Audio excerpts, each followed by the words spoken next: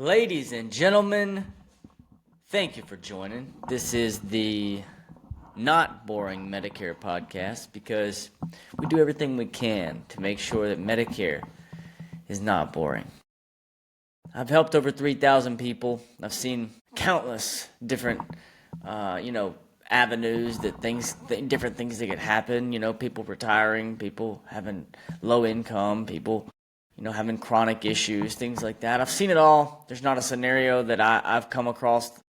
There's not a scenario that you could give me that I wouldn't feel confident solving. So today we've got a couple of different things to discuss on today's episode. First and foremost, we're going to discuss traveling on Medicare. So when you're on Medicare, and there's a couple of different avenues. You can have original Medicare, or you can have Medicare Advantage. We're going to discuss both of those avenues. Secondly, we're going to discuss what it is like for a person, a senior who is working, currently has a group health coverage, how to properly compare group health versus Medicare, and make sure that you make the proper choice for you and your family going forward. So, without further ado, I am excited. Okay, so first of all, how do I make this not boring? You might be thinking, that's impossible, Johnny. Well, I like to use stories. I've helped over 3,000 people, as I said. I have some stories to tell. And what I will start with is a traveling story.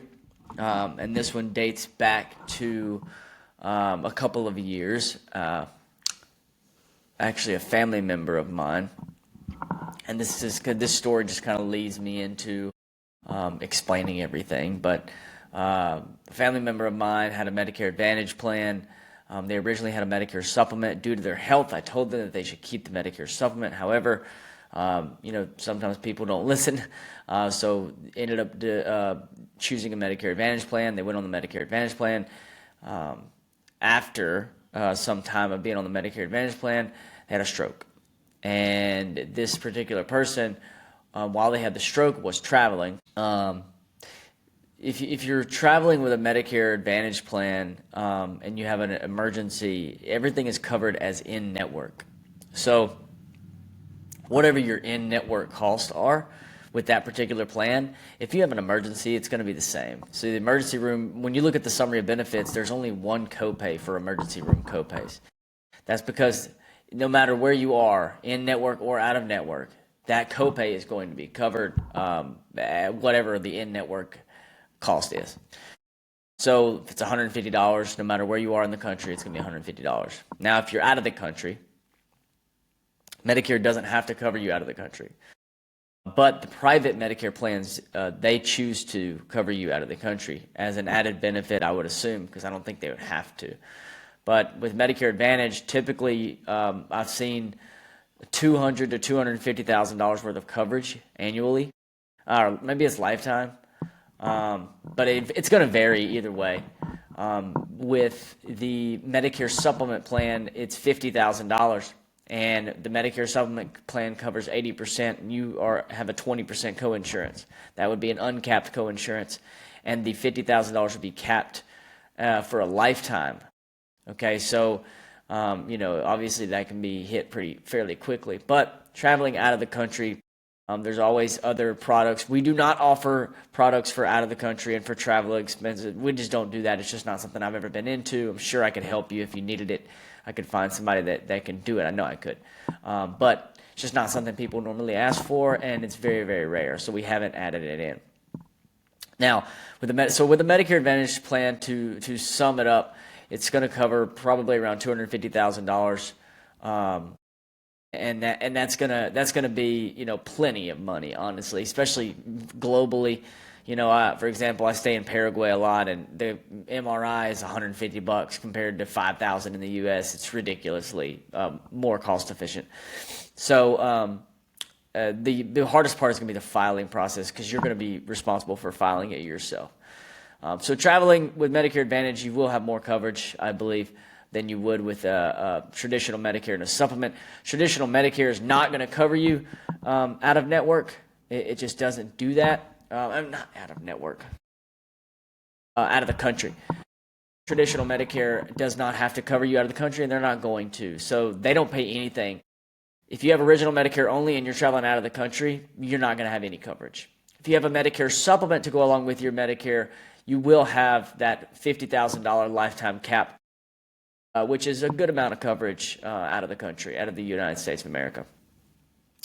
So now I will talk about traveling within the U.S. If you're on a Medicare Advantage plan and you are out of network, much like my family member who had the stroke, if you're out of the network, it doesn't matter. You're going to pay in-network costs. But once they stabilize you, there will come a point when you start paying out-of-network costs if that particular Medicare Advantage plan is not in-network.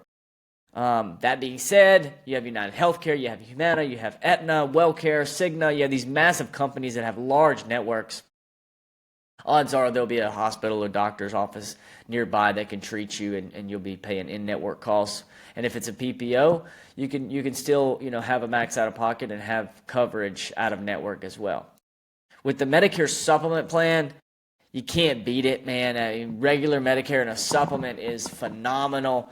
And it gives you the ability to go in and out of network, no questions asked. So what that means is if you're living in Idaho and you decide that you just got diagnosed with cancer, so you would like to go see doctors in MD Anderson in Texas, you can do so and without any issues. That plan does not have a network. So if you're traveling in the country, you're got 100% coverage depending on the plan that you have, whether it's Plan G, Plan N, which we discussed in other episodes in more detail.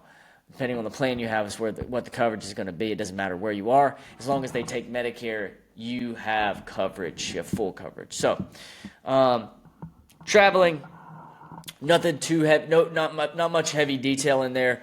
Most of the time, I get asked that question. What if I'm traveling?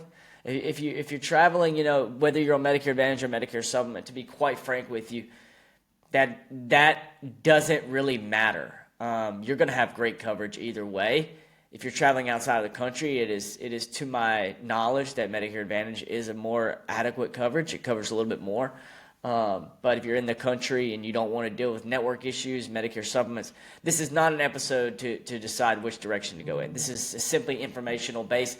Now, the information that you need to leave with is this. No matter what you choose, Medicare Advantage, Medicare Supplement, it is my professional opinion that you have the best travel insurance and in not traveling insurance that you can get, even if it's out of the country. Up to $50,000, 20% co-insurance with a Medicare Supplement, and up to $250,000 I've seen on Medicare Advantage. It's great coverage. It's just good. Out of the country, you're not going to hit those costs unless you have something major happen, and they're going to ship you back home. But bottom line is the coverage is decent. I wouldn't worry too much about it. Now, as we transition, I have helped so many people who have group coverage, and they're trying to make a decision on whether or not they should go into Medicare, if they should take Medicare or keep their group coverage. I'm here to tell you right now that Medicare Advantage and Medicare are oftentimes, more often than not, the route to go over group coverage unless your drug costs with your group plan are covered better. So let me kind of just tell you, there's an order of operations that you have to look at. Number one is medications. The first thing that you need to look at as a beneficiary is to determine if you want to use Medicare or group coverage is your medication. So you need to get with a representative and let them go over your medication costs with Medicare to determine if you should even move forward. Because the truth is, if your medications aren't covered well, then you shouldn't move forward. And honestly, I would say that you should keep your group coverage. Now, the next thing that you look at in the order of operations is doctors. So with doctor costs, this is so important. If you get regular Medicare and a supplement, you have to you don't have to make sure of your doctors because everybody takes Medicare. Most people take Medicare. If they don't take Medicare, you need to keep your group coverage anyway. But 98% of doctors take Medicare. It's just extremely rare. Honestly, most doctors that don't take Medicare are like cash pay doctors, and they're very uncommon and they suck, to be honest. But private businesses can do what they want. Group coverage and Medicare. If you are you looked at your medications, and your medications, either your medications are not that big of a deal, you don't take many, they're covered by Medicare and your group plan. It's neither here nor there. If you put your medications in and your group plan is covering it way better, then just keep it.